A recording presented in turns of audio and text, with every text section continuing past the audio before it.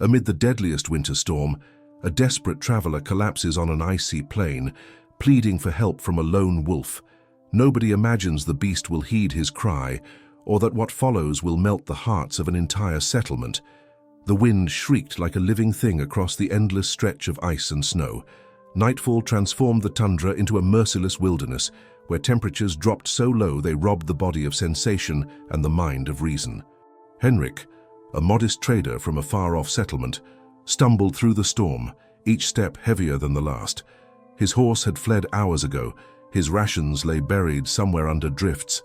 Now he trudged alone, frost biting at his limbs, breath condensing in a flutter of white at his lips. He clutched a tattered cloak around him, heart thudding from both cold and fear. Normally, he'd never venture so far in such brutal weather, but a delayed caravan had forced his journey to run late. He told himself he could still find shelter or an outpost, but the swirling whiteout and endless horizon spelled doom. Already, his toes felt numb inside his boots. His hands stiffened around a stick he used as a feeble staff. Just as his vision blurred from exhaustion, he spotted a dark shape slinking on the edge of visibility, a wolf, unmistakable in its lean silhouette and piercing eyes. Instinct said to flee or brace for attack, but Henrik was beyond flight. Instead, he half sank to his knees, raw survival instincts overshadowed by raw desperation. Raising trembling arms, he rasped a plea, "Help me, please!" as though the beast might comprehend his words. For an excruciating moment, the wolf stayed motionless, tail lowered. The storm howled around them, a timeless hush in the swirl of snow. Henrik's heart hammered, convinced the wolf would pounce, yet lacking the strength to defend himself. Then came a moment of stunned clarity. The wolf took a cautious step forward. There was no menacing snarl or flash of fangs. Instead, it halted near Henrik's collapsed form, sniffing at his outstretched hand. In that instant, the frozen man found a fragile glimmer of hope.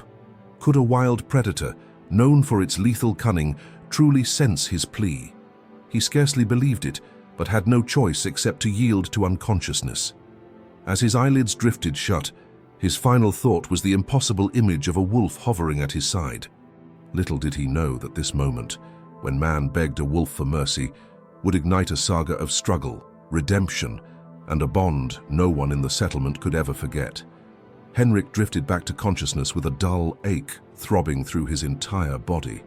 The icy wind still howled, but he felt less exposed somehow. Opening his eyes, he realized a meager wall of wind-packed snow partially surrounded him, forming a crude barrier that shielded him from the worst of the gale. Confusion fluttered in his mind. Had he built this himself before passing out? His frost-bitten fingers barely moved, so that seemed unlikely. A harsh gust rattled the makeshift snow wall, and he raised his gaze. Mere steps away stood the same wolf, its golden eyes fixed on him with an intensity that sent a shiver along his spine. The wolf was close, too close for comfort under normal circumstances, but the numbness in Henrik's limbs overruled any flight response. Besides, if the beast had intended to kill him, it would have done so already. He tried sitting up, but his muscles cramped. A pained groan escaped his lips. The wolf's ears twitched in response. It let out a low rumble, not quite a growl. For a moment, Henrik feared it might interpret his movement as aggression. Instead, the animal stepped slightly aside, as if making room. Glancing around, Henrik spotted faint paw tracks in the snow near where he lay.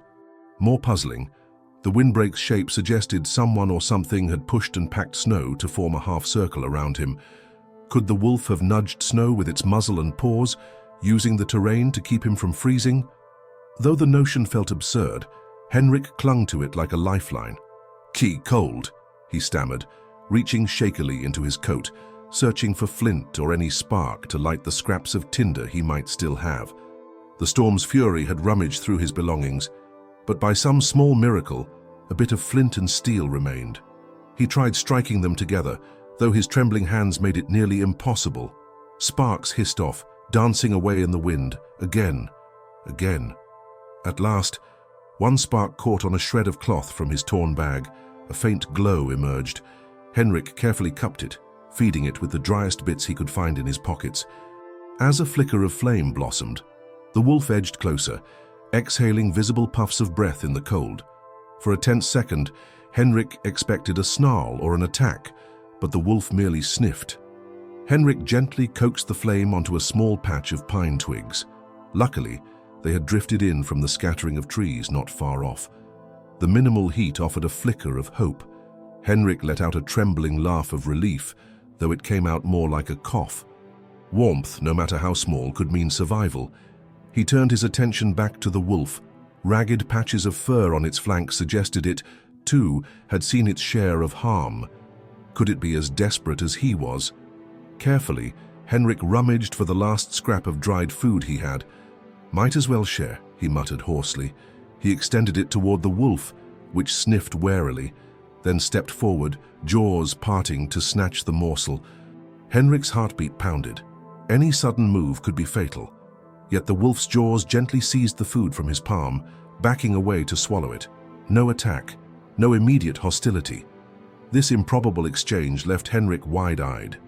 Time blurred as Henrik fed the tiny flame, inch by inch, fueling it with random bits of bark or cloth.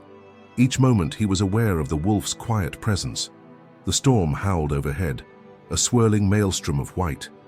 But in their cramped shelter, man and beast huddled near the fragile glow of a small fire.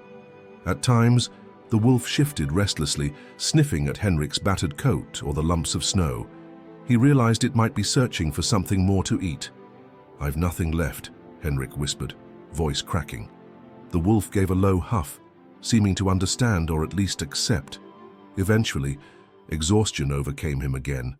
The last thing he felt before drifting into a half-sleep was the wolf's heavy exhalation nearby, each breath a faint wave of warmth.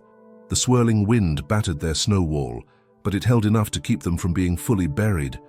When Henrik next awoke, the storm's fury had lessened. Weak daylight filtered through the swirling flakes. The small fire had died to embers, and a fresh dusting of snow covered Henrik's legs. Shuddering from cold, he pushed himself upright. The wolf dozed mere feet away, ears flicking at his stirring. For a moment, Henrik simply stared. If he told any friend that a wolf had practically saved him from a storm, they'd call him mad. He had to move. He knew that. If he stayed here, the risk of another night's freeze was too high. Summoning his courage, he rose unsteadily, leaning heavily on a broken piece of wood for balance. Step by step, he tested his numb feet. The wolf cocked its head. Then, to his amazement, it trotted a short distance, glanced back at him as though waiting. "Are you leading me somewhere?" Henrik murmured. The idea that a wild animal would guide him was ridiculous, yet the wolf repeated the motion, bounding a few steps, turning back as if beckoning Henrik to follow. Driven by a mixture of wonder and desperation, Henrik complied. The wolf led him across a ridge of snow, each step painfully slow. In the lulls between gusts, Henrik glimpsed the faint outline of pine trees in the distance. Shelter, maybe.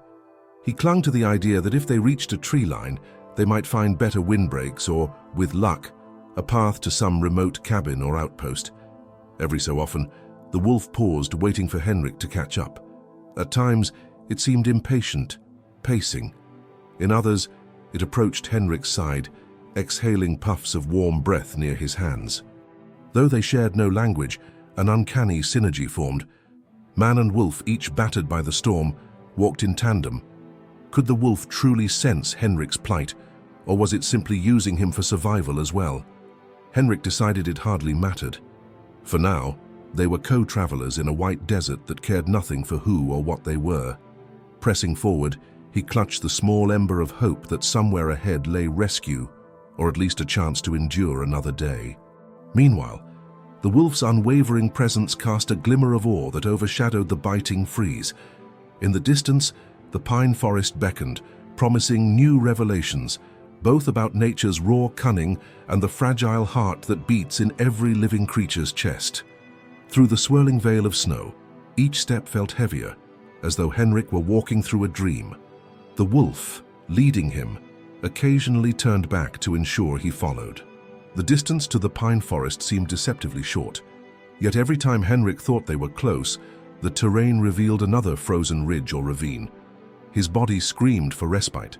The wolf, too, displayed signs of fatigue, limping with an old wound along its hind leg. Yet neither could afford to stop. The cold granted no mercy. Occasionally, Henrik tested a soft murmur.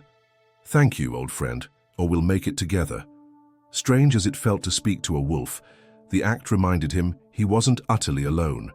In turn, the wolf offered small signals, a flick of the tail, a quick glance, or a lowered head. These fleeting gestures, though subtle, eased Henrik's heart. It was almost as if they'd become reluctant allies, forging a path through adversity. Whenever Henrik faltered or stumbled, the wolf paused, ears perking as if checking that he'd rise again. A few times, they stopped to rummage for food. Henrik's meager supplies had dwindled to nearly nothing, but he found a half-buried bush bearing withered berries. Only a handful were edible, enough to stave off the worst hunger pangs. The wolf, meanwhile, caught the scent of some small prey under the snow, pouncing and emerging with a scrawny rodent. Henrik turned away, letting the beast devour its catch in peace. Though these raw hunts reinforced its wild nature, it still seemed to guard Henrik's progress. Henrik's mind drifted to earlier chapters of his life, a modest childhood in a bustling port town, his father's death, his mother's endless toiling to keep them fed.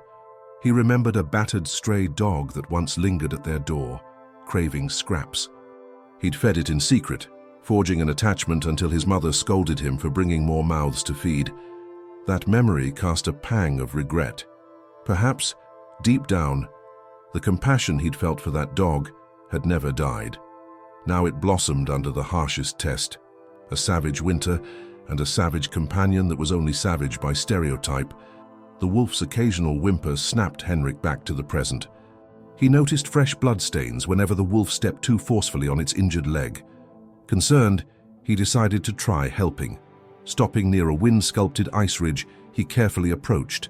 At first, the wolf growled low, warning him off. Henrik showed open palms, slowly kneeling. "Let me see," he whispered. The wolf laid its ears back, uncertain, but the exhaustion in its eyes suggested it might permit some measure of help. Gently, Henrik pressed on the matted fur, revealing an old gash that reopened whenever stressed. He had no real medical kit, only scraps of cloth. Still, he tore a strip from his coat lining and, with trembling hands, bandaged the wound as best he could.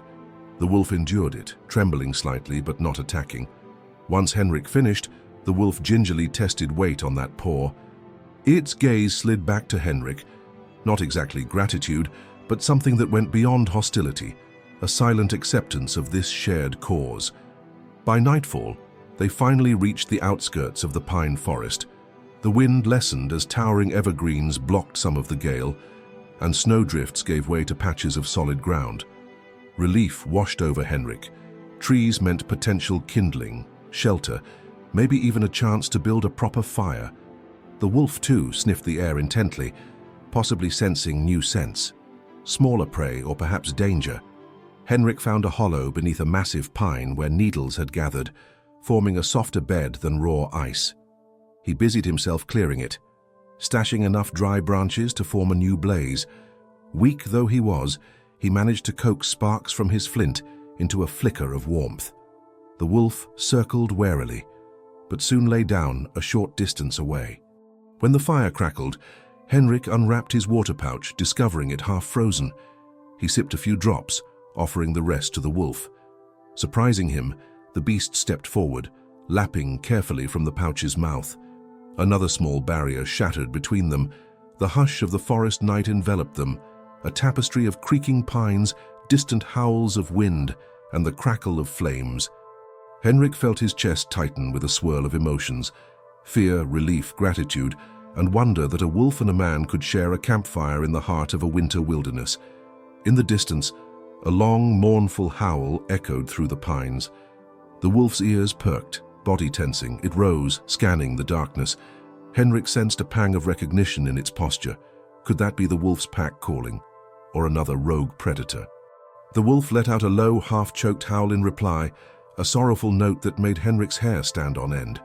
The two calls lingered in the frigid air, but no immediate answer came. Slowly, the wolf settled again, though its gaze remained on the gloom beyond the firelight. Henrik realized this might be the first time the beast signaled a longing for its own kind. He recalled how lost he'd felt when the storm separated him from any human outpost, and recognized a parallel. Maybe the wolf, too, was torn between the wild call of its kin and the necessity of healing its wound. At that moment, Henrik recognized their bond transcended mere survival. They shared a haunting solitude in a world that threatened to devour the helpless. The next morning, Henrik explored the surrounding pines, the wolf trailing protectively. Though a short distance inchi, he stumbled upon an animal trail that looked partially trodden by smaller creatures, or perhaps the occasional trapper. Hope sparked. If there was a trail, maybe there was a route leading to a hunting cabin or a known pass. With the wolf's silent companionship, they followed the path deeper. Henrik's battered body ached with each step, but the promise of rescue overshadowed pain. The wolf, though limping, remained stoic, sniffing the ground as if searching for new clues. As they progressed, faint traces of old footprints, human footprints, surfaced in the snow, possibly made days earlier. Henrik's heart soared. He turned to the wolf, offering a grin. "We might find people soon," he said, albeit uncertain if the beast understood. The wolf merely blinked, trotting ahead. Indeed, the notion of encountering humans sparked a swirl of fear in Henrik. Would they panic at the sight of a wolf, possibly shoot first? He dreaded that scenario but saw no alternative if they wanted shelter. This journey had begun with a plea for survival and led to an improbable alliance. The next steps might test that alliance in ways neither was prepared for.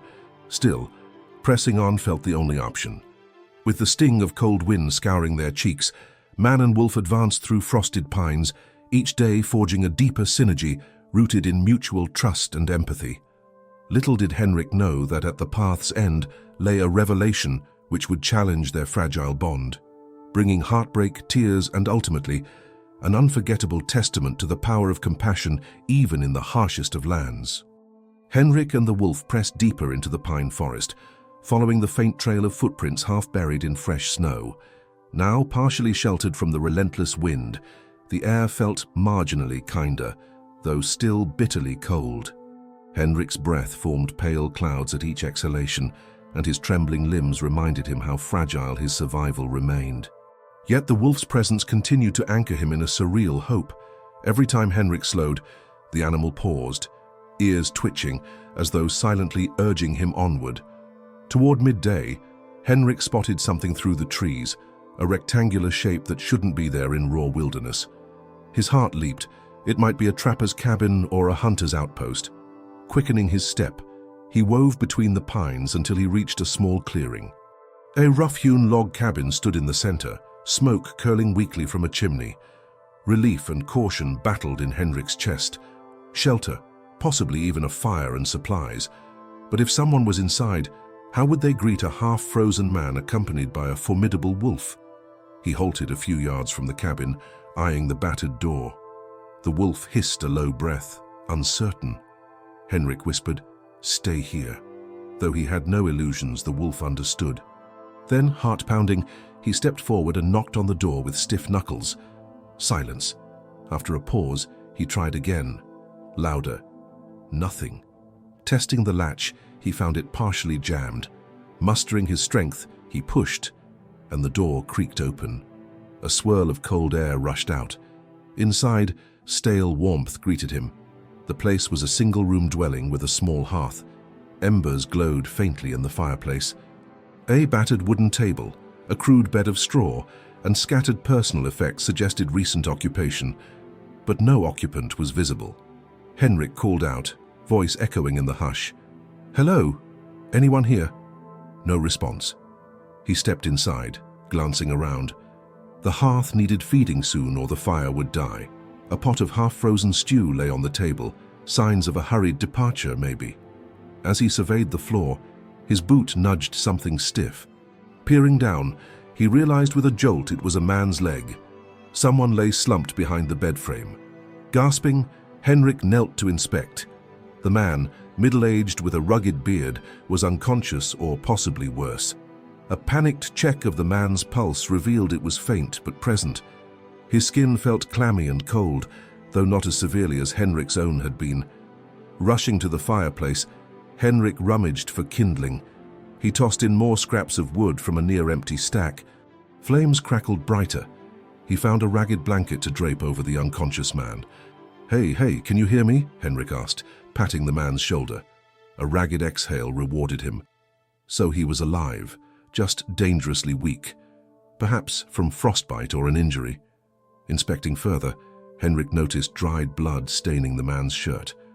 A small bullet wound in the side, or so it appeared, crudely bandaged.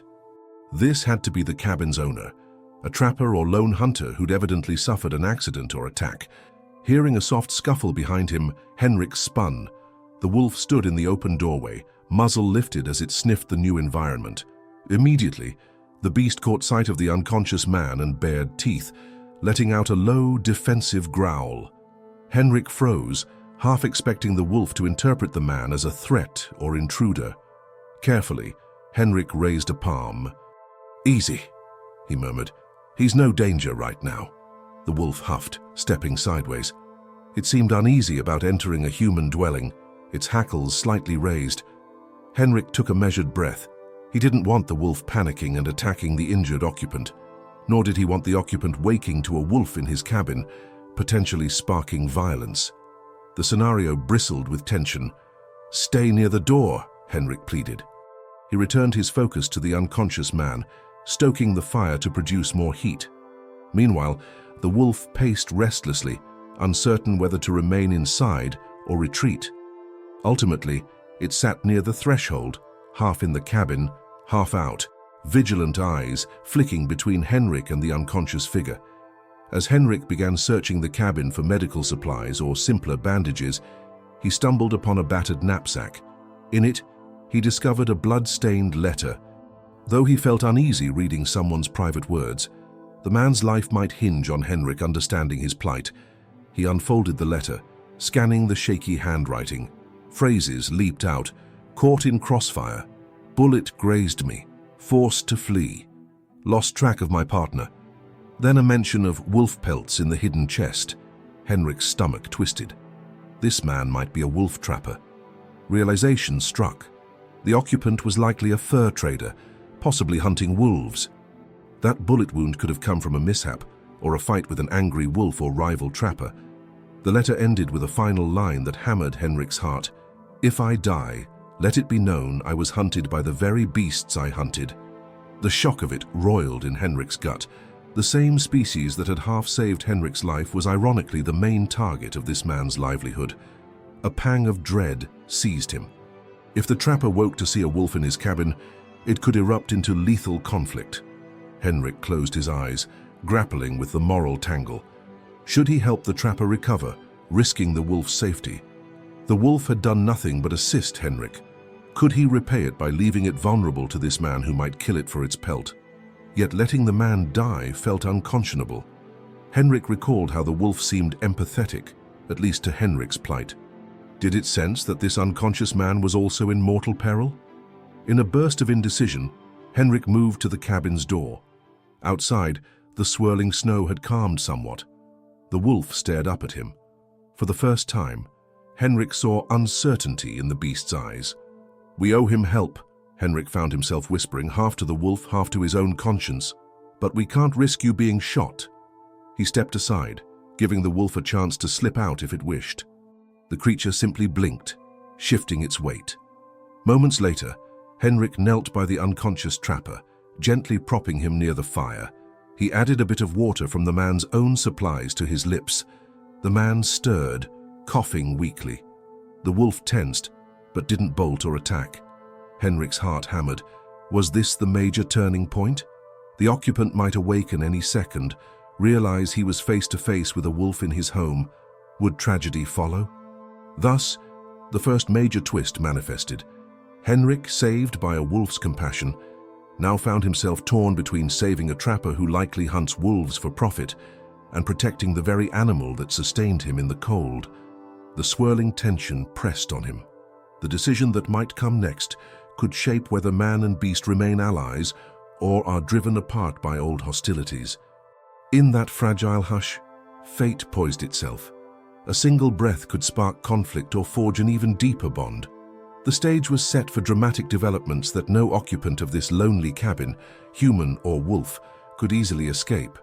The battered trapper remained unconscious, his ragged breathing slowly stabilizing under the gentle warmth of the cabin's revived hearth.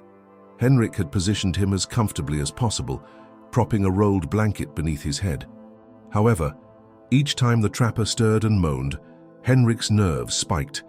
The wolf stood sentinel near the doorway, ears pricked in anxious vigilance. If the man awoke in shock and reached for a weapon, it could turn catastrophic in seconds. Over the next hour, Henrik forced himself to tend to the trapper's bullet wound.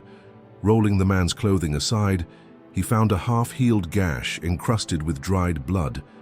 It seemed infection threatened, perhaps causing the fever that held him delirious.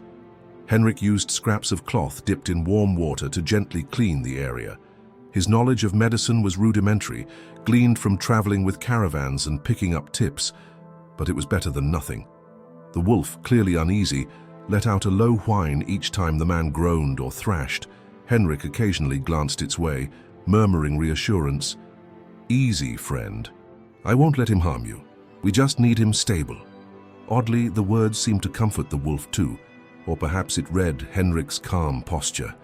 Finally, near midday, the trapper's eyes flickered open. At first, he gazed around blearily, confusion evident.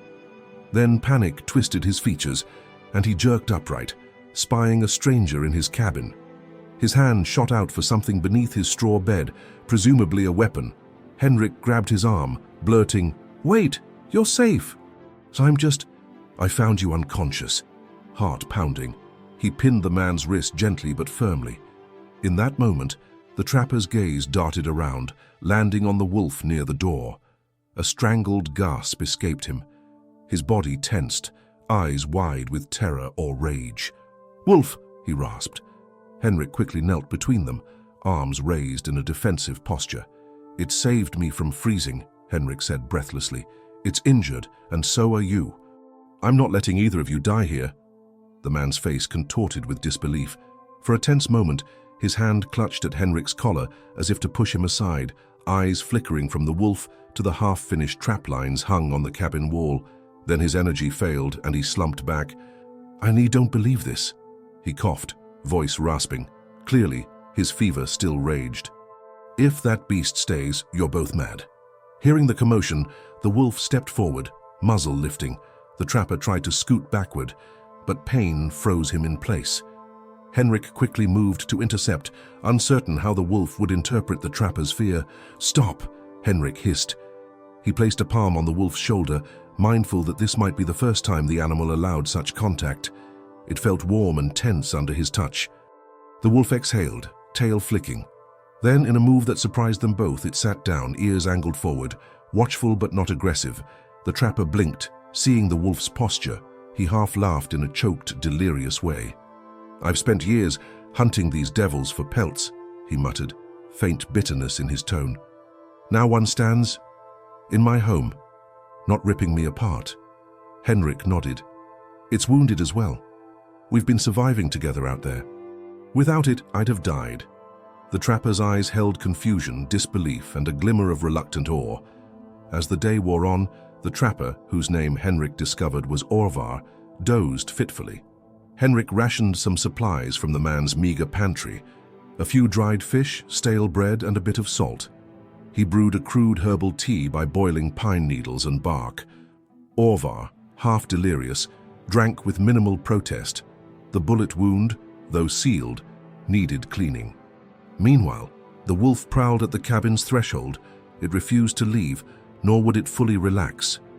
Each time Orvar groaned, the wolf bristled. Henrik hovered between them, trying to exude calm. Night fell, and the storm outside built in intensity again. Snow battered the cabin roof. The cramped single-room dwelling turned stuffy, with 3 living souls inside. Orvar, once coherent enough, glared at the wolf. "It's unnatural," he croaked. "A savage beast like that doesn't just spare a man. You must have done something." Henrik shrugged. exhaustion tugging at him.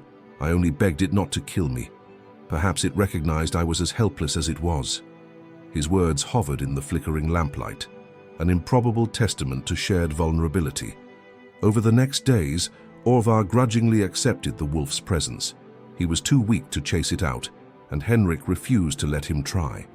In a bizarre domestic scene, Henrik took shifts feeding logs to the hearth, passing water or soup to Orvar, and occasionally stepping outside to let the wolf scavenge.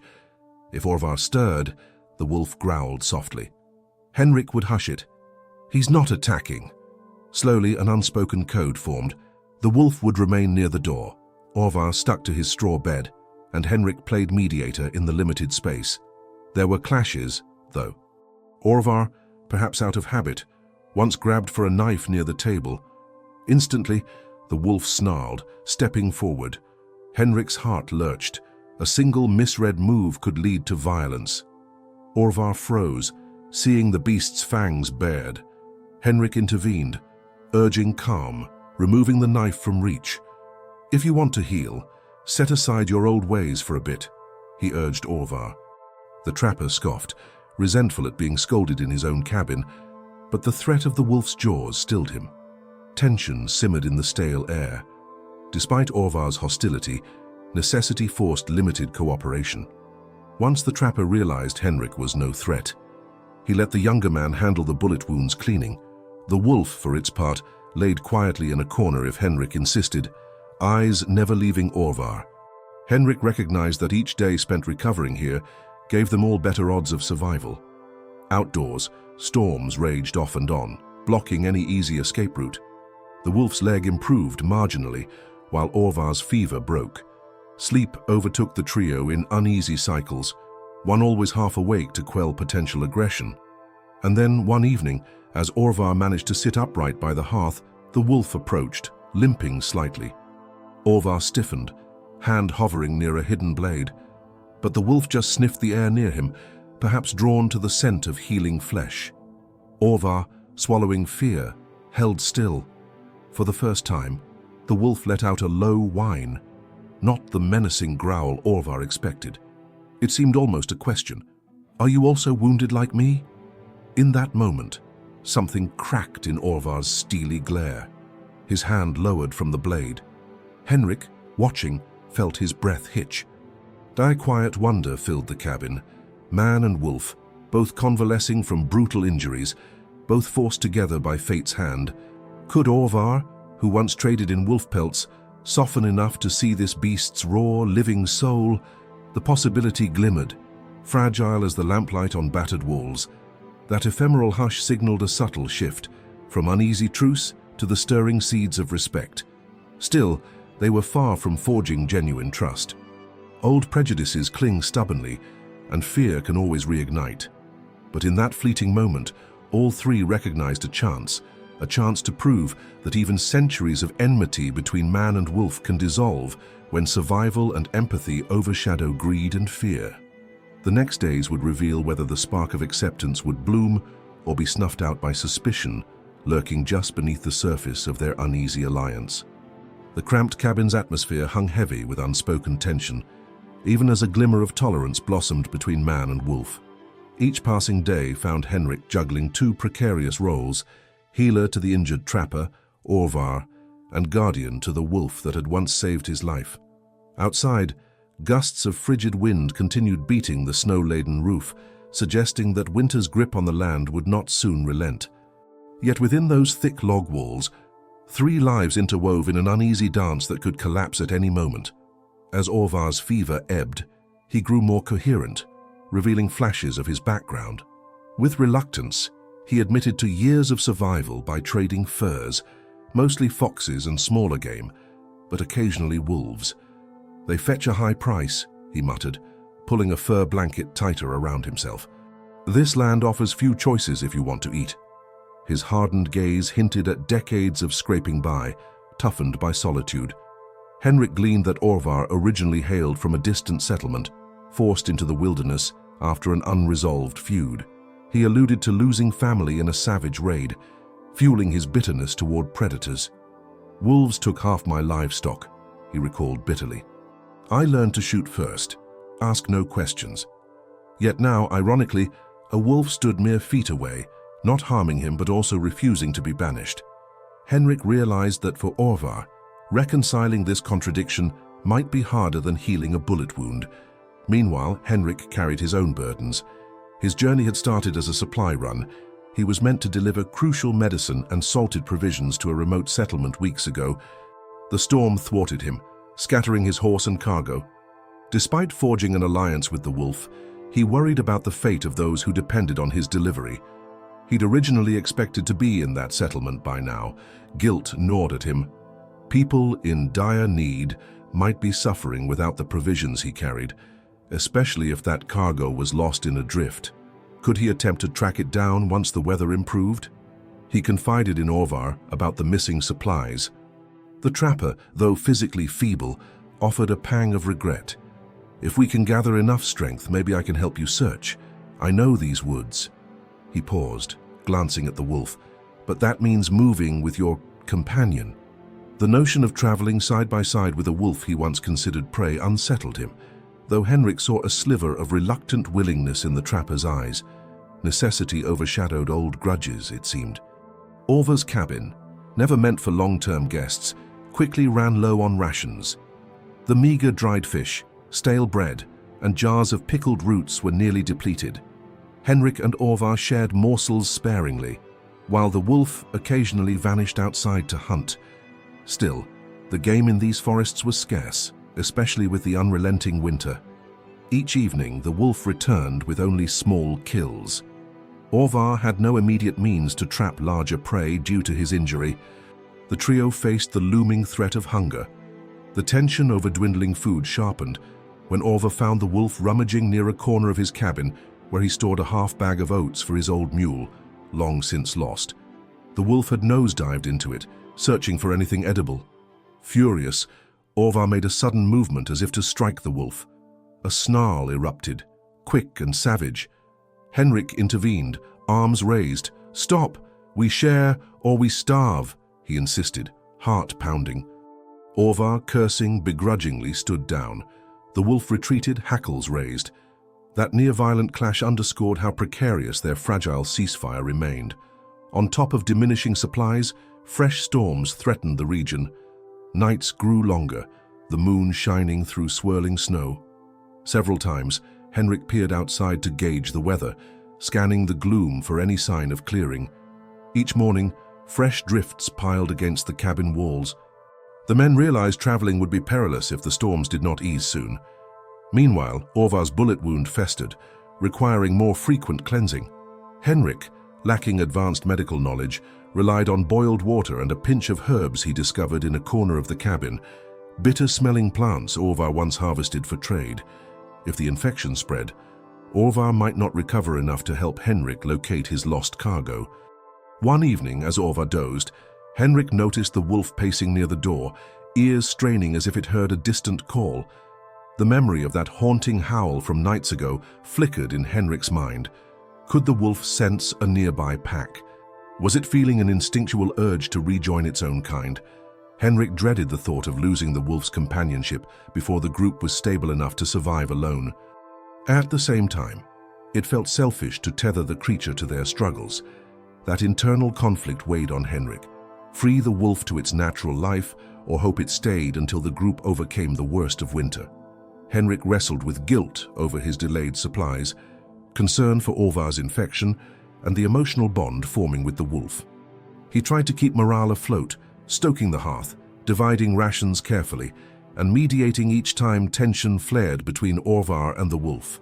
Orvar vacillated between grudging respect for the wolf, seeing how it never attacked him if he kept calm, and deep-rooted hostility. His recurring feverish dreams conjured images of wolves tearing livestock. He occasionally mumbled resentments about predators in his delirium. Yet when lucid, he recognized Henrik's unwavering stance that the wolf was part of their survival, not an enemy. The wolf continued to show signs of restlessness. Though it endured the cabin's presence, it disliked the confined space. Sometimes, it slunk outside for hours, returning with minor prey or empty-jawed. Each return risked new tension if Orvar was awake. but a pattern of tolerance slowly emerged. Amid these challenges, fading food, returning storms, friction between predator and trapper, a thickening sense of unity also arose. They needed one another, each fulfilling a role. Henrik scouted for firewood, the wolf hunted small game, and Orvar offered the only local knowledge of hidden traplines or the region's topography. But with winter intensifying, a deeper crisis likely loomed, a crisis that might test the thin lines of cooperation beyond their breaking point. Snow battered the roof with relentless drumming, as though winter itself meant to bury the cabin beneath its fury. Inside, the three companions, Henrik, Orvar, and the wolf, struggled to maintain a precarious balance, the daily routine of tending Orvar's wound, eking out their scant provisions, and keeping the fire alive left little time to reflect on how unthinkable their arrangement would seem to any outsider. The closeness of the single-room shelter magnified every minor conflict. Orvar, restless from being bedridden, sometimes barked orders at Henrik. "Feed the fire more. Keep that beast away from my bed." Meanwhile, the wolf paced in circles, clearly chafing at the cabin's confinement. Henrik, exhausted, found his patience tested.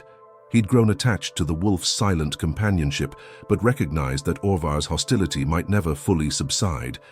One particularly cold dawn, Orvar tried to stand and nearly collapsed, cursing bitterly. Henrik rushed to help, while the wolf watched from a distance, ears back. The trapper's eyes sparked with resentment as he realized he needed Henrik's arm just to cross the room. "I hate feeling this weak," he muttered, pressing a hand to his bandaged side.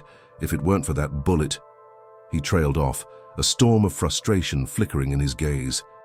That bitterness often transferred to the wolf, the living embodiment of everything Orvar once hunted to sustain himself.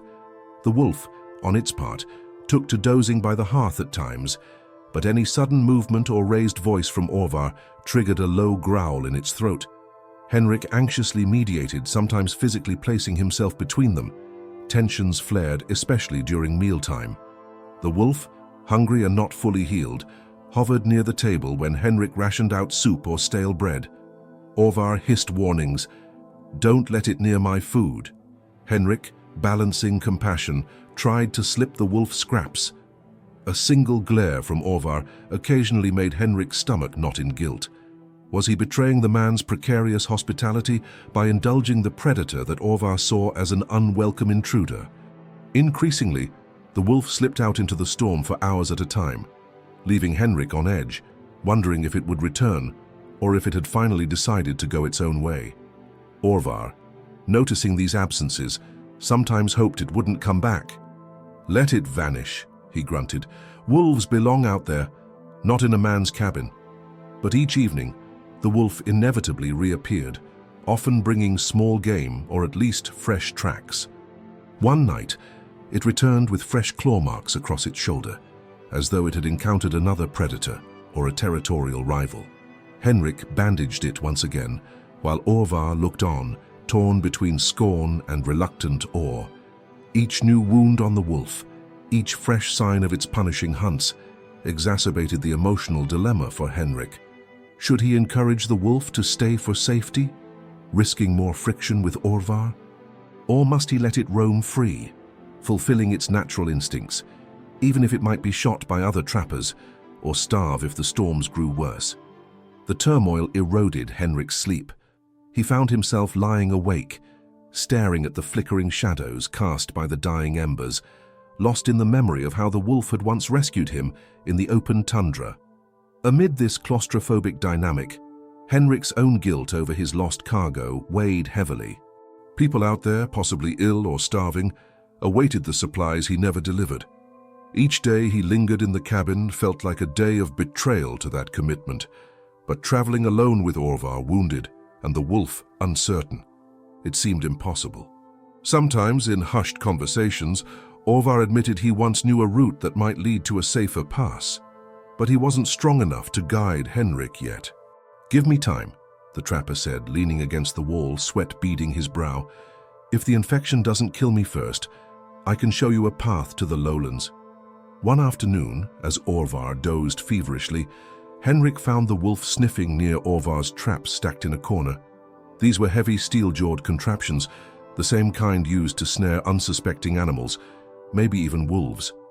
The wolf's ears flattened, a rumbling snarl building in its throat.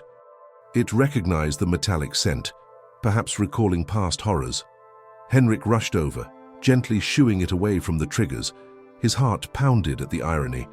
The predator was inside a man's cabin who possessed the very instruments designed to cripple it. The emotional weight of that realization pressed on Henrik. He felt certain if the wolf tried to rummage or Orvar woke to see it messing with his valuable traps, violence could erupt. Interestingly, as Orvar's fever ebbed, a sliver of empathy occasionally surfaced. Once, Henrik caught him studying the wolf from across the room, a reflective sadness in his gaze. When he noticed Henrik looking, Orvar scoffed and turned away. But Henrik suspected the trapper recognized a sort of kinship in the wolf's scarred flank, as though they both bore war wounds from life's merciless battles. One late evening, while the wolf slept curled by the hearth, Orvar found Henrik boiling scraps of pine needles to make a bitter tea. Voice trembling with hidden emotion, Orvar asked, "Why did it spare you out there? We both know wolves can tear a man apart in minutes." Henrik responded quietly. "I pleaded. I had nothing else. Maybe it saw I was no threat, or it needed me as much as I needed it." "Compassion can exist anywhere, I suppose." Orvar said nothing, turning his gaze to the dancing flames, but his posture suggested those words struck deep. The thick tension anchored in each corner of the cabin forced the trio to confront deeper questions. Could Orvar truly reconcile his fur-trading livelihood with the presence of a wolf that seemed capable of empathy? Would the wolf remain docile long enough for Orvar to heal? Or would a future clash prove inevitable? Was Henrik prepared to sacrifice his vow of neutrality if Orvar threatened the wolf's life? Late that night, all three were jolted by a distant roar of wind, signifying another brutal storm front rolling in. The cabin walls trembled. The wolf, ears perked, let out a low, uneasy growl. Orvar coughed, sweat beading on his forehead. Henrik realized that if they were snowed in for another stretch, tensions might spark like tinder near an open flame. Each passing moment, the men and the wolf stepped closer to a line between fragile camaraderie and primal conflict, a line that might break with even the smallest misstep. Night descended with a ferocious wind that rattled the cabin's shutters. Henrik stacked every piece of wood they had left into the hearth, trying to preserve a robust flame. Orvar, feverish again, dozed fitfully on his straw bed, occasionally mumbling incoherent words. The wolf paced restlessly, scratching at the cabin door as if the confinement had become intolerable. Outside, the storm's roar suggested an onslaught that would bury any thought of quick escape or travel. Despite Henrik's pleas for it to stay, the wolf growled, pushing at the half-broken door. Sighing, Henrik relented, nudging the latch open. The wolf lunged into the swirling darkness, vanishing almost instantly behind a curtain of snow. As the door closed, a draft of cold air swept in. Orvar stirred, half awake, gaze flicking about. When he noticed the wolf gone, he gave a half scoff. "Maybe it's finally off to find its pack," he muttered weakly. "Better that than caged here." But Henrik felt a pang of unease. The wolf's limp was healing, but it wasn't fully restored. Outside, the storm battered the forest. If the wolf strayed too far or encountered fresh hazards, human or beast, who would be there to intervene? Still, Henrik recognized the wolf's wild instincts. It needed space to roam. Telling himself it would return by morning as it had before, he turned his focus to Orvar's care. Hours later, deep into the night, Henrik jolted awake from a doze by the faint glimmer of moving lights beyond the cabin's window. Lanterns, torches, blinking snow from his eyes. He peered out. Indeed, faint orbs of light bobbed among the pines, approaching from the south. Who in their right mind would trudge through such a storm? Fear clutched at him. If these were travelers seeking shelter, it might be good fortune. But if they were hunters or bandits, the presence of a wolf, should it return, could spark violence. He woke Orvar with a gentle shake. The trapper grunted, eyes bleary, but soon caught the glow. A search party? Could it be the men from the nearest settlement? Henrik recalled that he'd once been meant to deliver supplies to a distant settlement. Could they have sent out a rescue team? The notion stirred conflicting hope. The approaching group might help or harm them, especially if they discovered the wolf. Orvar tried to rise, pain twisting his expression. "We must be careful," he wheezed. I know some unscrupulous fur hunters who roam these parts." Without the wolf present, Henrik and Orvar faced any newcomers alone. Weakened though they were, they scrambled to tidy the cramped interior, hiding Orvar's lethal traps in a corner, ensuring the bullet wound was bandaged, and stoking the fire to create a welcoming aura. Outside, the mysterious lights drew closer, flickering among snowy boughs. Henrik's heart hammered. Could these be bandits or helpful travelers? Peeking through a gap in the shutter, Henrik made out 4 silhouettes bundled in heavy furs, carrying lanterns and long rifles. Their slow, deliberate pace suggested caution. They too must have seen the faint glow from the cabin's hearth. If they were bandits, they might try to claim the shelter by force. If they were rescuers, great, unless they discovered the presence of a wolf ally or Orvar's past hunts, which might complicate matters. A firm knock echoed on the cabin door. Henrik exchanged a tense glance with Orvar, who winced but gestured for Henrik to open it. Squaring his shoulders, Henrik unlatched the door. Snow-laden wind burst in, along with 4 imposing figures clutching rifles. Henrik stepped back, raising a hand in peace. "We mean no harm," he said, voice quivering from adrenaline. The lead figure lowered his scarf, revealing a bearded face with chapped cheeks. "Didn't expect to find anyone alive in this storm," he rumbled. Another, a grim-faced woman, scanned the interior, eyes settling on Orvar's prone form. "Heard rumors a trapper was hurt out here," she said. "We came to see if he was dead or salvageable." Her eyes flicked to the meager supplies. "You alone?" "We saw prints outside. Some kind of large paw prints." Henrik's stomach lurched, wolf tracks. Of course they'd notice. He forced a smile. "Yes, we're alone now. The paw prints might be from a stray dog. It's gone," he lied, hoping not to incite suspicion. The bearded man's gaze sharpened. "A stray dog in a winter this fierce? Rare. We've heard rumors of a big wolf around." Another in the group sniffed the air, stepping forward to check Orvar's wound. "Looks infected," she muttered, rummaging in her pack for medicinal herbs. "We can treat him if you let us warm up here." Though relieved they bore medicine, Henrik's heart hammered at the possibility the wolf might return any moment. If it entered the cabin, these strangers might shoot first. In a quiet aside, Henrik explained to Orvar, "Let's keep quiet about the wolf's presence for now. They might want its pelt." Orvar nodded grimly. He recognized half the visitors' faces from distant trade meets. They included a known fur hunter or two, men who saw wolves purely as valuable hides. Meanwhile, the woman with the medical kit knelt by Orvar, unwrapping his bandage. She clicked her tongue at the bullet wound. "What fool shot you?" she asked. Orvar's gaze hardened. "Rival poacher. That's all I'll say." The conversation turned to hushed resentments about how competition among trappers had grown cutthroat this season. Another of the group, rummaging near the table, found a half-gnawed rabbit bone. "Interesting," he murmured. "No sign of a fresh kill, though. Did you kill a hare recently?" Henrik forced a nervous chuckle. "We're scrounging for anything edible," he said. The group exchanged glances, mistrust, or simply curiosity. The hush that followed felt like a coiled spring. If any spotted a tuft of wolf fur or the blood-stained bandages from the wolf's leg, the facade would crumble. Night advanced, and the group settled around the hearth, chattering about storms and depleted game. They offered Orvar some stronger herbal compresses and a bit of tough jerky to share. Henrik gleaned that they might stay overnight, given the storm's intensity. Everyone was armed, though, rifles leaning by the door. If the wolf returned, confusion or fear might spark a deadly confrontation.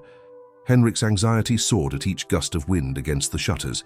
The wolf's loyalty had carried him here, but would that loyalty lead it into a trap? He wrestled with whether to slip outside, wait for the wolf and somehow warn it away. But leaving Orvar alone with these folks, some of whom might be unscrupulous, could risk the trapper's life, not to mention Henrik's few possessions. He was torn. Protect the wolf from the new arrivals, or trust the wolf's cunning to sense the danger. The group's presence introduced a powder keg of conflicting agendas. Suspicion about the unknown paw prints, Orvar's identity as a trapper who hunts wolves, Henrik's silent vow to keep the wolf safe, and the group's own survival instincts in this savage winter. The temperature in the cabin soared beyond just physical warmth. It seethed with tension, secrets, and an undercurrent of violence waiting to erupt if any illusions shattered. Henrik cast worried glances at the door, each swirl of snow-laden wind recalling the unstoppable bond forged between him and the wolf, and the heartbreak that might follow if that bond collided with the stranger's lethal force. Night pressed on with the small band of strangers holed up alongside Henrik and Orvar. The cabin's cramped space forced them to share the modest warmth of the fire, exchanging wary glances and half-reluctant conversation. Outside, the wolf remained absent. Henrik quietly prayed it stayed away until these fur hunters, if that was indeed what they were, departed, minimizing the risk of a shoot-first reaction. As the strangers settled around the hearth, tension gradually eased enough for brief talk. Their leader, the bearded man, introduced himself as Stellan. His companions, 2 men, 1 woman, nodded curtly, confirming they were from a smaller settlement west of the forest. "We heard talk of a wounded trapper left behind," Stellan said, nodding at Orvar's bandaged side. "Took it upon ourselves to check if salvageable. Winter's harsh out here." Despite the courtesy in his words, something in Stellan's demeanor remained guarded. The woman, named Helka, performed a check on Orvar's wound. She mixed pungent herbs with snowmelt, applying them as a poultice. Orvar hissed at the sting. Henrik watched warily. Their altruism might conceal other motives, like gleaning whether Orvar's cabin stashed valuable pelts. Orvar, picking up on the suspicion, refused to yield any detail about his furs or traps. This secrecy built friction. Helka demanded more bandages, rummaging through Orvar's belongings, only to find him scowling in protective silence. During a lull, Stellan pulled Henrik aside. "You traveled with him?" he asked, jerking a thumb toward Orvar. Henrik hesitated, forging a partial truth. "I was lost in the storm. Found him injured here." "We've been making do." Stellan's eyes flicked to the door. "We spotted big paw prints out there. Any chance you're hiding a tamed wolf?" A jolt of dread coursed through Henrik. "No, just old tracks from something passing," he lied. Stellan's gaze lingered, as if sensing deception, but he dropped the subject for now. Sequestered in his corner, Orvar wrestled with an internal maelstrom. His livelihood hinged on capturing wolves, selling their pelts. Yet a wolf had come under his roof without tearing him apart. Worse, it had apparently aided Henrik. Part of him still hated wolves for the damage they'd done to his livestock and life's work. Another part, grudgingly, recognized this single beast might not fit the savage stereotype. Whenever the door rattled with wind, Orvar's stare flitted to the entrance, expecting at any moment to see the wolf's silhouette. In the presence of these new arrivals, some possibly more ruthless, he worried about what would happen if the wolf returned. At times, Orvar's feverish delirium made him babble half-sensical confessions, regrets about the bullet that almost killed him, how he'd once shot a pregnant she-wolf, how he lost a comrade in a scuffle with rival trappers. Henrik overheard scraps of these mutterings, feeling pity for the man's hardened life. Helka, too, heard bits, eyebrows arched with judgment. If Orvar had earned a violent reputation, might these travelers consider him an enemy? Henrik struggled not only with lying about the wolf's presence, but also with the guilt of delaying the search for his missing cargo. One of the travelers, an older man named Harry, had recognized Henrik's name from a passing mention in the settlement. "Aren't you that courier supposed to bring medicine up north?" Jari asked over a quiet meal. Henrik swallowed, nodding. Jari frowned, scanning the near-empty cabin. "Our people can't afford lost shipments. Some folks rely on those supplies for survival." The weight of that statement hit Henrik hard. He explained haltingly that the storm separated him from his horse and goods. He vowed to attempt recovery once Orvar stabilized enough to guide them. Jari seemed grimly sympathetic, though his posture revealed a man pressed by necessity. People out there might be dying without Henrik's supplies. The implication was clear: Henrik had to move soon. But in the short term, the group, plus Orvar's condition, plus the wolf's potential return, formed a precarious puzzle. Late that evening, a lull in the storm brought an eerie stillness. Lamps burned low as the strangers drowsed, rifles propped. Henrik, unable to sleep, quietly stoked the fire. Suddenly, the wolf appeared at the threshold, eyes reflecting in the flickering light. Henrik froze, heart hammering. Of the travelers, only Helka was awake, her watchful gaze snapping to the door the moment she saw movement. She inhaled sharply, half reaching for her weapon. Henrik moved swiftly, raising a hand, signaling the wolf to pause. In the hush, Helka glimpsed the beast's scarred flank and the intelligence shining in its eyes. Confusion and alarm wrestled on her face. "It's really a wolf," she breathed, voice tight. The tension soared. The wolf sniffed the air, aware of the new presence. Henrik, palms outward, inched forward, whispering calming words.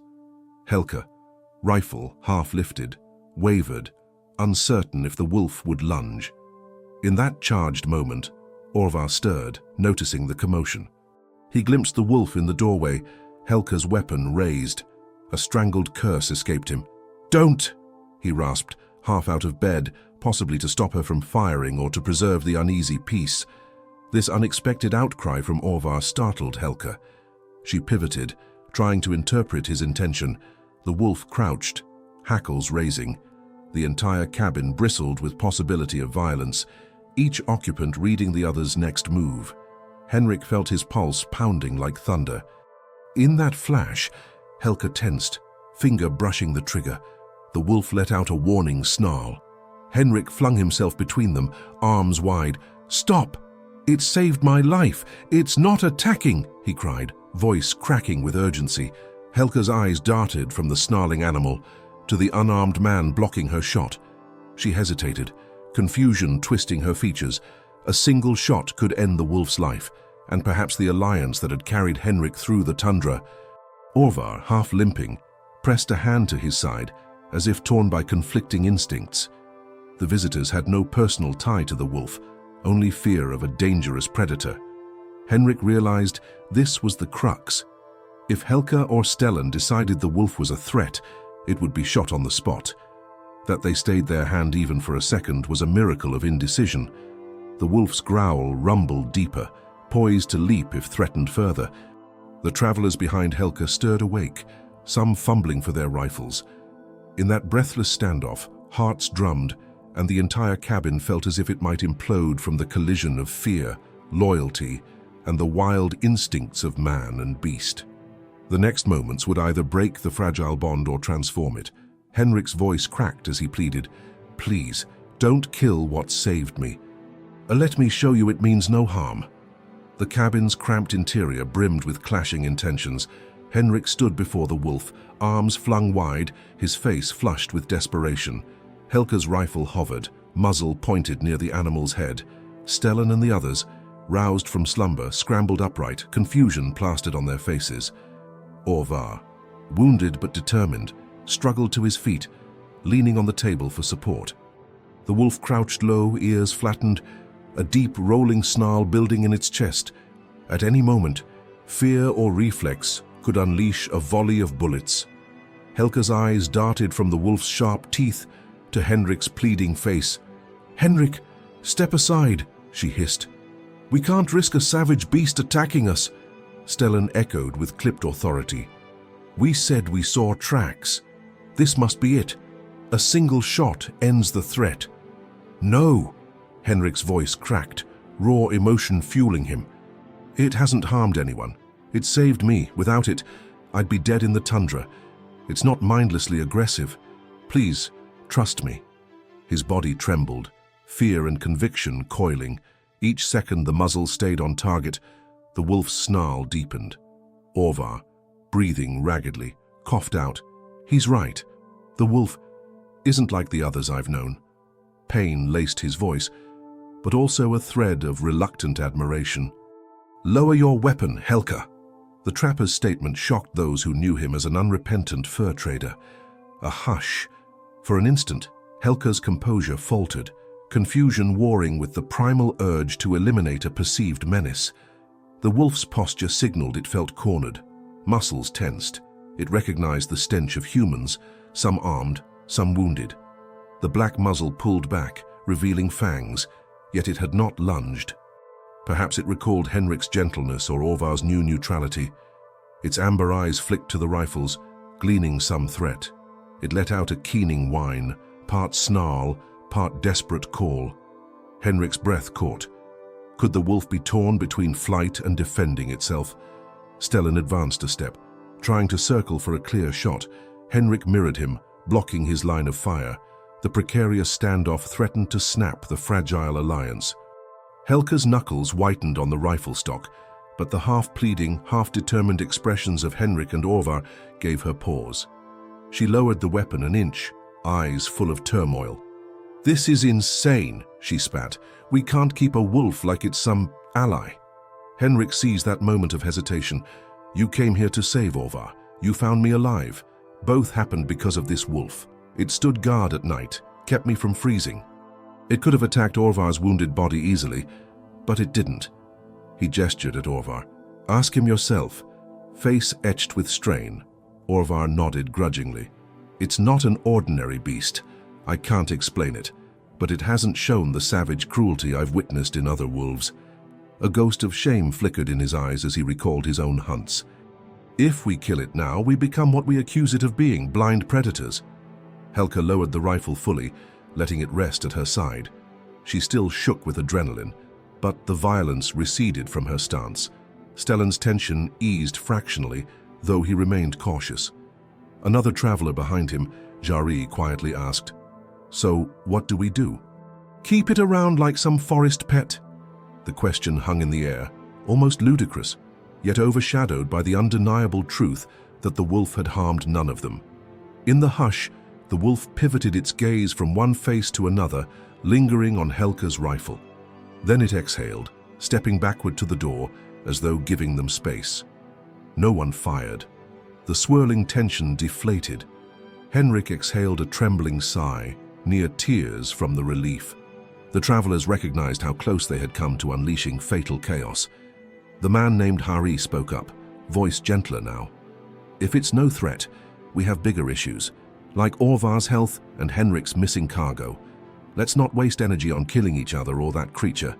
Stellan, though still tense, gave a curt nod. Helka, swallowing her misgivings, placed her rifle aside. "Fine," she muttered, half in disbelief at her own concession. The wolf observed them from the threshold, as if reading their shift in posture. The critical turning point of violence had passed. The tension remained thick, but the group collectively chose to let the wolf live. With hostilities diffused, barely, everyone slumped into an exhausted hush. The fire crackled. Helka demanded to see Orvar's wound again, applying stronger antiseptic. Jari rummaged for the last scraps of food to share. Henrik slumped by the hearth, pressing trembling hands to his face. The wolf, still half outside, turned to vanish into the storm again. Henrik felt a pang, wanting to call it back, but perhaps the beast needed distance after that near catastrophe. Stellan cleared his throat. "We plan to leave by dawn if the storm cooperates. Bring Orvar back to our settlement for proper care. Henrik, you said you have cargo to find. Maybe we can help once Orvar's stable." He paused, glancing at the door. "As for that wolf, if it's truly harmless, let it roam. We won't hunt it, provided it doesn't threaten us." Henrik gave a weak, grateful nod. Despite the agreement, unspoken agendas lingered. Some travelers eyed Orvar's leftover traps with interest. A prime wolf pelt could mean good coin if they encountered a different pack or if the same wolf returned without Henrik's guardianship. Helka's haunted expression suggested she too had her own doubts. Did she truly accept a wolf's presence, or was she only staying her hand out of group consensus? Orvar, for his part, faced an internal battle. The knowledge that he'd hunted wolves for years clashed with the direct evidence of one wolf's capacity for empathy. This contradiction might not vanish easily. Henrik, sensing these tensions, recognized the group's unity was fragile, built on necessity and a single emotional standoff. The next hours or days could shift alliances. If the wolf returned in the wrong moment, or if Orvar's infection worsened, panic might flare again. Still, the immediate crisis ended with no bloodshed. The critical turning point had awakened something in them all. A trembling relief permeated the cabin. In the thick of the winter's wrath, men and a wild predator paused on the brink of violence and collectively chose a fleeting peace. The next step beckoned, deciding if they'd remain together or part ways come dawn, how they'd rescue Orvar or find Henrik's lost cargo, and whether a wounded trapper and a scarred wolf could coexist beyond a tenuous alliance of circumstance. Dawn broke with a pallid light, revealing the storm's aftermath. Snow piled high against the cabin walls, the surrounding pines bowed by the weight of ice. Inside, the air hung thick with conflicting intentions. Orvar lay propped against a bundle of blankets, face pale but determined not to appear weak before the group of travelers who had saved him. Henrik, meanwhile, checked the weather through a crack in the shutter, anxious about his missing cargo and the possibility of traveling. The wolf had not returned from its night excursion, a fact that gnawed at Henrik's heart. Over a lukewarm breakfast of watery stew, the travelers debated their next step. Helka insisted they needed to lead Orvar back to their settlement so he could fully recover. Stellan concurred, pointing out that if they lingered, they might get trapped by another storm. Jari, however, reminded Henrik of the lost cargo crucial to people further north. "If we're leaving, can we not at least try searching for your supplies?" he asked. This question sparked immediate tension. Orvar scoffed. "He can't wander half a day in this snow, rummaging for a lost horse or sacks. Time is short." Stellan too shook his head. "We barely have enough rations for ourselves. Detouring to hunt for a lost shipment is risky." Yet Henrik's eyes pleaded, "People rely on those medicines. Without them, they might not survive the season." In the hush, the door rattled. Everyone tensed. Could it be the wolf's return? But it was only the wind. Relief and disappointment mingled for Henrik.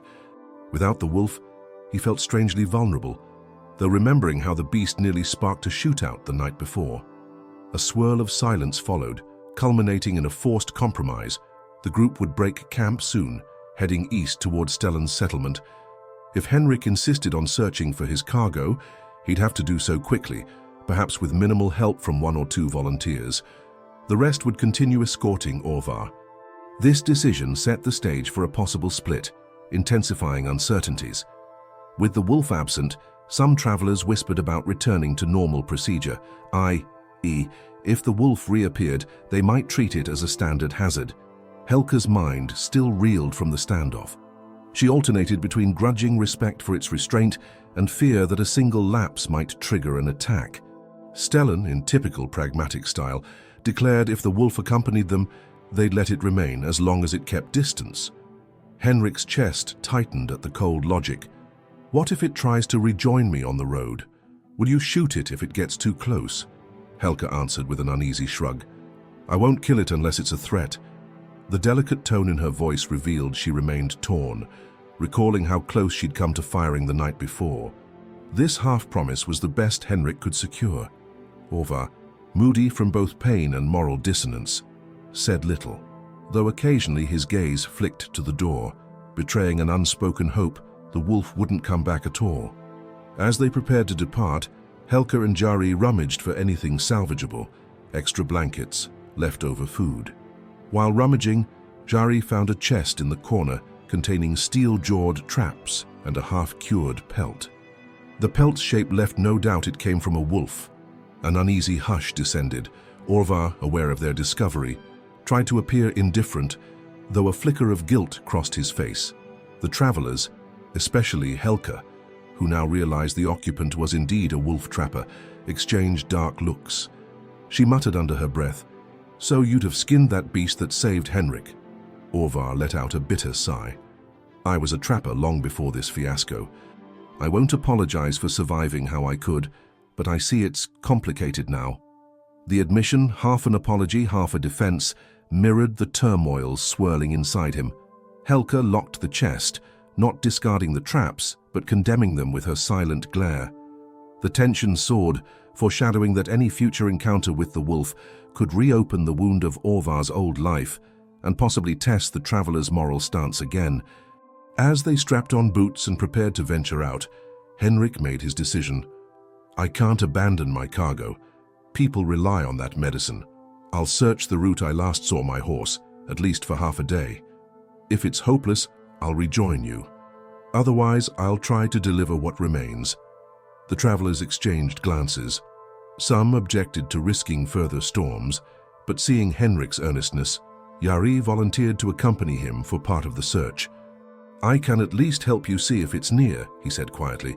We can follow your old tracks if they're still visible. Stellan insisted they keep an eye on the time. If you're not back by sundown, we move on. The storms won't wait. Henrik, lips set in a grim line, nodded. Meanwhile, Orvar stared silently, overshadowed by pain. He didn't volunteer to help search. He could barely walk. Helka and the rest planned to escort Orvar back to the settlement. This plan would effectively split the group, raising stakes. Henrik might be separated from their mutual protection, relying solely on Jari and maybe the wolf if it reappeared. Even as the group finalized these decisions, Henrik's mind drifted to the wolf. Where had it gone? Would it sense him leaving?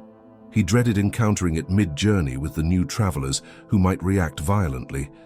But he also yearned to see it one more time, to reaffirm the improbable bond that sustained him through near-fatal cold. With no direct control, he had to trust in the wolf's instincts. Once outside, they found the air bright with bitter cold, the sky a harsh cobalt. Snow drifts glistened dangerously, revealing subtle paths or hidden pits. The cabin door was firmly latched behind them. Orvar leaned on Helka's shoulder, wincing with each step. Stellan carried supplies. Henrik, stepping away with Hari, felt a swirl of anxiety. Was he truly prepared to face the bleak tundra again? Did he dare hope the wolf might join him, or that it might stay away to avoid conflict? Thus, the group parted ways near a bend in the snowy pines. Orvar's half-lidded gaze tracked Henrik. A fleeting flicker of regret or concern crossed his face. The tension parted them with no promise of reunion. As Henrik and Jari trudged onto the old route where Henrik lost his horse, the final approach to the story's climax gathered speed. If Henrik found his cargo, could he deliver it before more storms hit? And what of the wolf's fate, still tethered by intangible loyalty to Henrik's life? A final confrontation or heartbreak seemed inevitable, forging the next crucial test for them all in this savage, beautiful expanse of ice and survival. As the group diverged in the snowy wilderness, each faction carried its own burden of uncertainty. Orvar, Helka, Stellan, and the other travelers trudged in one direction, aiming to reach a settlement where proper care and supplies awaited. Henrik and Jari pushed into the tundra's bleak sprawl, determined to locate the lost cargo that might save lives elsewhere. Their footprints soon vanished behind them as drifting snow erased the trail. Despite the biting wind, Henrik's spirits rose at glimpses of old tracks or scattered belongings that suggested his missing horse's route. Each time he spotted a strap or a fallen crate, a jolt of hope spurred him to dig through snowdrifts. The cold threatened to numb his fingers, but Jari's assistance proved invaluable. He chopped away layers of ice with a small hatchet, freeing frozen bundles. Occasionally, they salvaged a few sacks of basic supplies or partially intact medicine crates. Henrik's relief was palpable. These items, if delivered, could truly save many in the far settlement. Yet a looming question plagued him: how to transport everything without a horse or larger sled. As daylight faded, they realized time was short. The pressing question: should they attempt to carry the most critical supplies on their backs, or craft a makeshift sled? The wind's keening suggested another storm might soon approach. Nightfall here was lethal, and the half-buried cargo site offered no real shelter. Jari frowned at the bleak horizon. If we don't head back soon, we risk being stranded again. Henrik hesitated, scanning the quiet expanse. There was no sign of the wolf. A pang of longing stabbed him.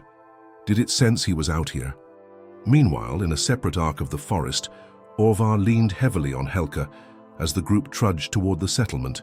Each step jarred his healing side, and frustration laced his every breath. Helka, for her part, wrestled with conflicting thoughts. Why did Orvar, a known wolf trapper, seem to protect that wolf in the cabin? Did he truly regret his old ways, or was he manipulating them for survival? Stellan listened in silence, occasionally glancing behind, as if expecting the wolf or Henrik to appear. Yet neither surfaced. One evening camp found them building a modest fire in the lee of a rocky outcrop. Snow spiraled down gently. As they conversed, Helka pressed Orvar for answers. "That day the wolf nearly faced my rifle. You told me not to shoot. Why?" Orvar, propped on a log, exhaled slowly. "Not sure," he said hoarsely. "Maybe I saw in it the same desperation I once had, fighting to live in a world that wants you dead." The admission hung in the crisp air. Helka studied Orvar's haggard face, reading sincerity in his eyes. This subtle shift toward empathy signaled how drastically their perspective had changed since encountering the wolf. Still, the tension between them flared whenever talk drifted to wolf pelts or the prospect of encountering more predators. A single wrong turn of phrase could rekindle old hostilities. Each recognized they needed to unify to survive the continuing storms, so they refrained from stoking the conflict further. But the question of the wolf's ultimate fate echoed in Helka's silence, overshadowing the group's trek. Unbeknownst to both parties, the wolf itself navigated its own challenges. Injured and uncertain, it roamed the tundra, occasionally picking up Henrik's scent trail, only to lose it amid swirling drifts. Its mind, shaped by instincts and memory, recalled how Henrik's warmth aided it. The call of solitude warred against a sense of lingering loyalty. The old wound still ached, though the bandage Henrik applied provided some relief. In flickering illusions, the wolf might see the silhouette of the man who'd once begged it for help, hearing echoes of that plea. Surviving in the savage cold had once been a solitary fight, but now the wolf recognized an unusual bond to the human who offered no aggression. Sometimes it howled into the night, receiving no response from potential packmates. The emptiness of that silence weighed. The forest's prey grew scarce, the landscape dire. The wolf's body yearned for security or companionship. Each swirl of the wind carried faint hints: man scent, burnt wood, fear-laced footprints. The wolf followed these clues at times, forging a path that might intersect with human footsteps again, for better or worse. As day bled into night, both sets of humans found themselves pressed by another wave of weather. Henrik and Jari, having salvaged what they could, realized they might not make it back to the original cabin in time. The cargo weighed them down. A swirl of swirling white threatened to devour them. Jari's face paled at the intensifying blizzard. "If we push on, we risk collapse. If we camp here, we might freeze," he muttered. Henrik's heart hammered. He recalled the night the wolf saved him. He had counted on reuniting with it somehow, though logic said it was a fleeting hope. Simultaneously, Orvar, Helka, and the others faced a mounting gale. Their plan to reach the settlement by night faltered. Orvar's stamina waned dangerously, leaving them to consider building an emergency shelter or forging on. Helka's mind churned. If they got pinned down in the storm with minimal supplies, would they survive? Could the wolf's presence have aided them, ironically? By the next morning, both mini-parties faced life-or-death choices. Henrik and Jari, pinned by a near whiteout, huddled behind a partial ice ridge. Their meager fire flickered out fast, and the salvaged cargo threatened to weigh them down if they tried to move further. Meanwhile, Orvar's group, battered by the storm, pitched a rough camp. The wounded trapper's fever flared again. Tension soared. Would they push or wait? A hush of heartbreak hovered, as every choice seemed to court disaster. If the wolf reappeared, it could guide Henrik's group or help Orvar's, but also risk a lethal reaction from the uneasy travelers. The swirling scenario readied itself for the final emotional crescendo. The wolf's ultimate stance, ally or wild adversary, would decide whether man overcame the elements or fell. Seeds of empathy planted across their journeys now demanded resolution under the savage storm's eye. As day soared into a bleak noon, the final test approached. Could their fragile alliances or leftover compassion ignite a path to survival? Or might the relentless storm, fear, and old prejudices claim them? Each heartbeat carried them closer to the culminating confrontation, the moment where man and wolf must either stand together or break entirely. The next block, the climax, would unveil whether Henrik's improbable bond with the wolf triumphs over primal fear, whether Orvar's guilt or Helka's distrust stifles that fragile unity, and whether the savage land allows them a chance at redemption or claims them in an avalanche of snow and regret. The bitter wind howled like a wounded animal, sweeping across the tundra with vengeful force. Henrik and Jari crouched behind an ice ridge, battered by swirling snow that threatened to bury them. Each breath felt like shards of glass in Henrik's lungs. The small heap of reclaimed cargo lay beside them, half covered in white drifts. Their fire had failed minutes ago, choked by relentless gusts. If they didn't find shelter soon, frostbite or exhaustion would finish them. Yet turning back seemed equally dire. The path was lost in the storm's fury. Jari coughed, voice trembling. "We have to try, push forward, or we die here." Just when Henrik's mind hovered on the brink of surrender, a dark shape emerged from the swirling whiteness. The wolf. It padded up silently, ears flat against the gale.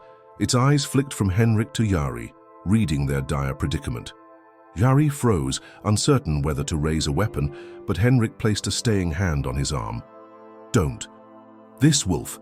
We need it," he managed through chattering teeth. The wolf sniffed around the half-buried cargo, then turned to the horizon, letting out a sharp bark, almost an urging cry. Summoning a last scrap of energy, Henrik rose, staggering toward the beast. "We follow you," he whispered, recalling how the wolf once guided him. Jari, though doubtful, recognized they had no other plan. With a single nod, they hefted the lightest crucial sack, leaving heavier items behind, and clung to the wolf's path. The wolf loped ahead, glancing back impatiently as if urging them on. Snow whirled, stinging their eyes, but the wolf's tireless sense of direction offered a lifeline. Each step hammered Henrik's legs, but the memory of that night the wolf saved him spurred him onward. Far across the tundra, Orvar's group also battled the storm. The intended route to the settlement had vanished in a white curtain. Helka led the way, shoulders bowed, scanning in vain for landmarks. Stellan stumbled, cursing the swirling drifts. Orvar, locked in a haze of fever, pressed forward by sheer will. His bullet wound ached fiercely, each step sending jolts of pain. He gritted his teeth, repeating in his mind that he must survive, must atone somehow. The memories of that wolf in his cabin, unthreatening, gnawed at his old convictions. Now, ironically, he found himself longing for the creature's uncanny guidance.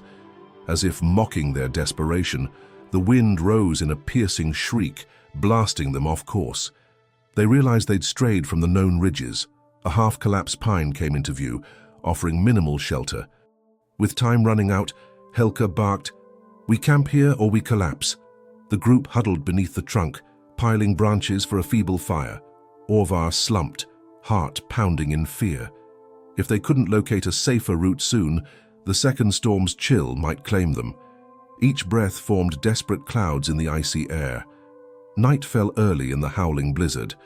Henrik and Jari, led by the wolf, spotted a faint flicker of firelight among the gloom, someone else's camp. Heart leaping, Henrik guessed it might be Orvar's group. If so, that meant a chance to unify, but also the potential for renewed conflict if the travelers saw the wolf. The wolf itself paused, ears twitching at the distant glow. With a sharp exhale, it advanced more cautiously, as though sensing risk.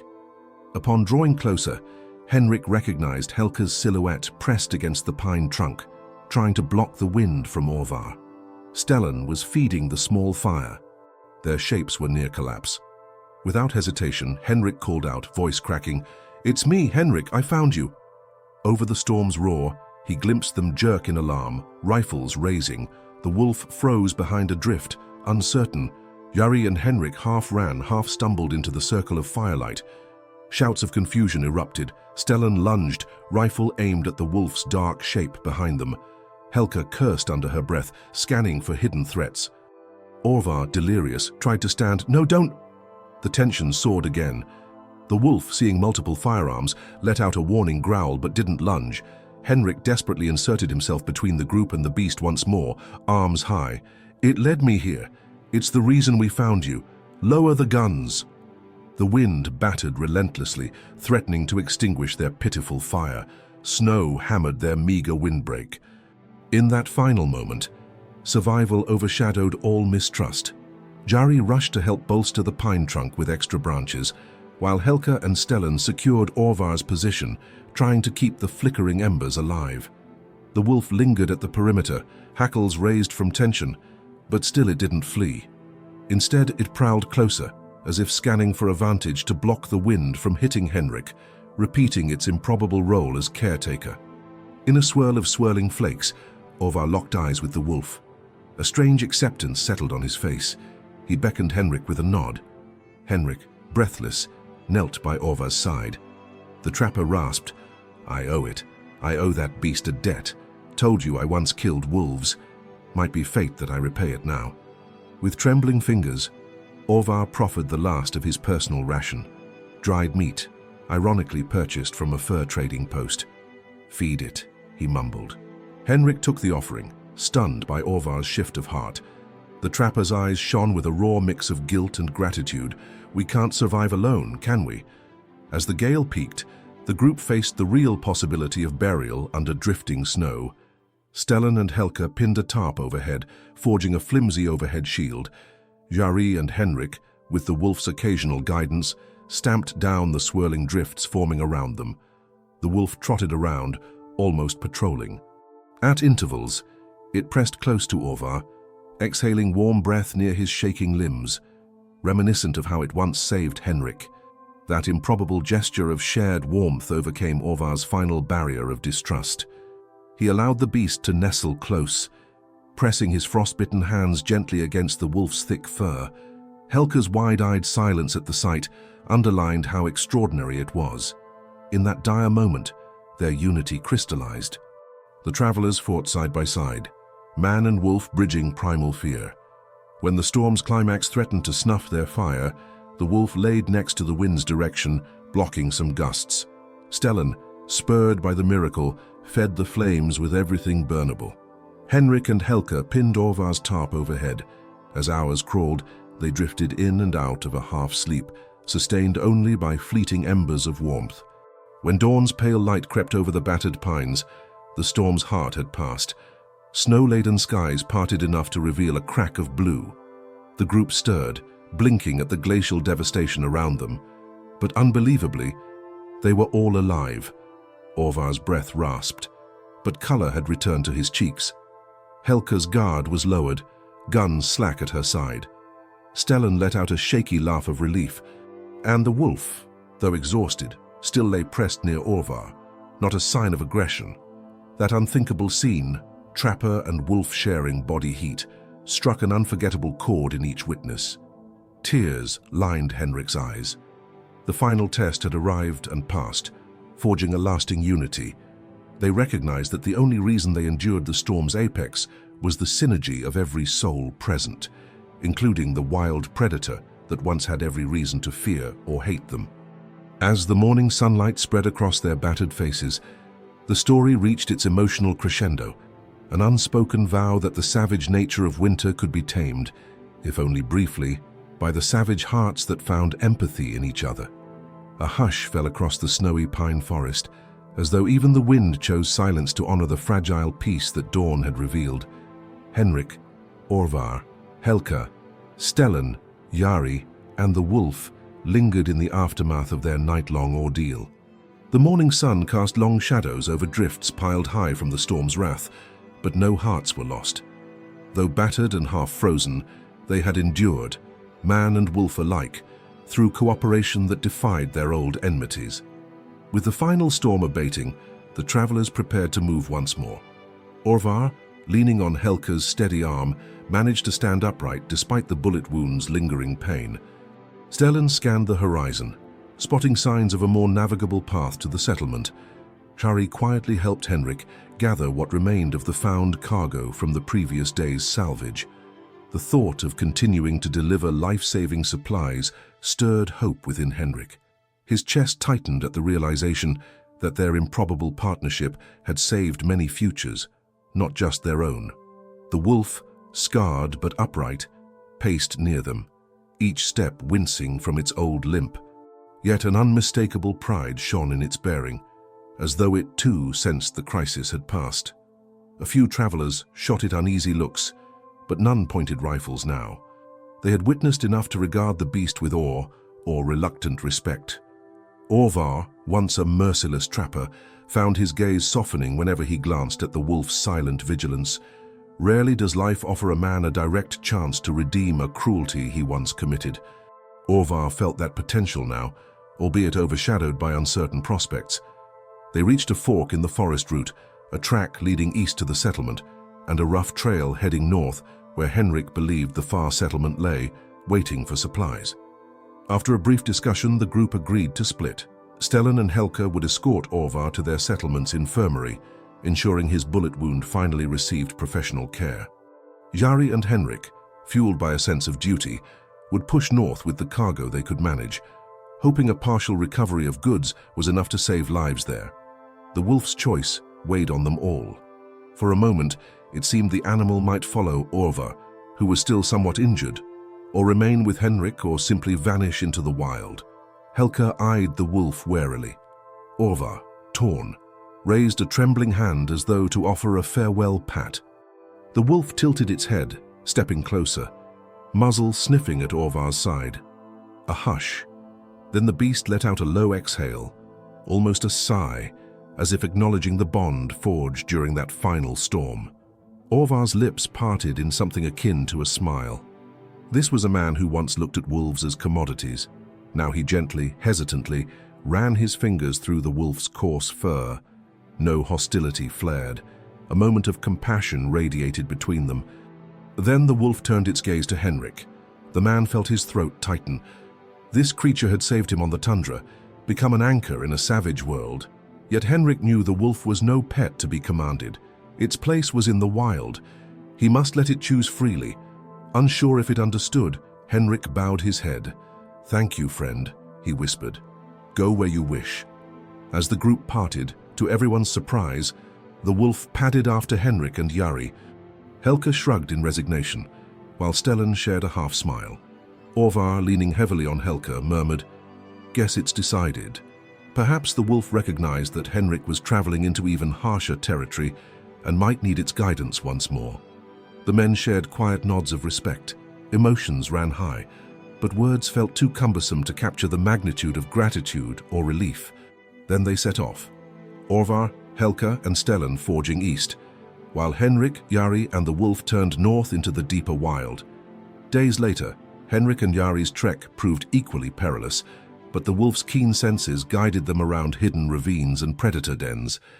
Whenever Henrik stumbled, the beast circled back with a low whine, urging him on. At last, they reached the outskirts of the northern settlement. Gaping stares greeted them. A half-frozen merchant and a battered traveler, accompanied by a limping wolf. Gasps of astonishment spread, but Henrik wasted no time explaining the life-saving supplies he carried. Town elders rushed them indoors, overshadowing their initial shock at the wolf's presence. Indeed, the shortage of medicine had grown dire, and Henrik's partial salvage offered crucial relief. During the hectic flurry of distributing supplies and caring for the ill, the wolf lingered at the settlement's edge, uneasy with the bustle of humans.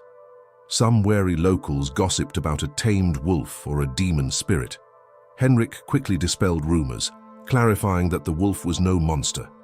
Over a handful of days, while Jari settled trade details, Henrik repeatedly found the wolf waiting beyond the settlement's fence each morning. It never entered the village proper, respecting the boundary between man's domain and the wild. Their alliance remained a silent pact of mutual respect. Word arrived that Orvar and Helka's party reached the eastern settlement safely. Orvar's wound stabilized, and rumor had it, he recounted the story of how a wolf helped save them. Many listened in disbelief or wonder. Orvar's old acquaintances teased him for going soft, but they could not deny the truth. The region's attitudes toward wolves might shift incrementally, less of a reflex to kill on sight. Some might remain locked in fear, but seeds of empathy had been planted. As snow began to thaw weeks later, Henrik realized it was time to return home or embark on fresh deliveries.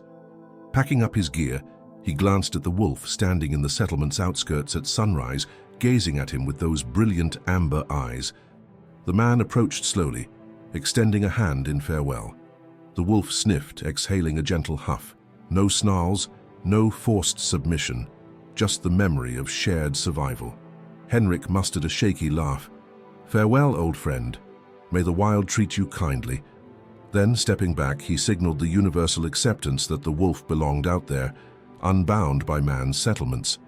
Indeed, the wolf turned, bounding away into the pines with fluid grace. Henrik's heart constricted in bittersweet relief. Their bond, forged by a savage winter, ended not in captivity but in mutual respect, a final testament that compassion can arise where no one expects, bridging the gap between predator and prey. The entire saga would echo through many settlements, a story told around fires, how a man once begged a wolf to spare him from the cold, and the predator answered. Their improbable partnership revived hope in the hearts of those who heard it. As Henrik set out on the next phase of his journey, he realized he carried more than supplies. He held an enduring truth about empathy's power. Some might doubt it, others might envy it. But those who lived to see the day a savage winter drove man and wolf to stand side by side would forever find tears in their eyes, marveling at how nature's darkest storms can reveal the brightest sparks of loyalty and grace. Thank you for staying with us through this moving tale of survival, compassion, and the unlikely bond between a frozen man and a lone wolf. If this story touched you, we invite you to subscribe to our channel for more emotional, thought-provoking narratives. Feel free to share this video with friends or family who believe in the power of empathy between humans and the wild alike. And don't miss our next story, where courageous hearts once again break through impossible barriers to find hope beyond the storm.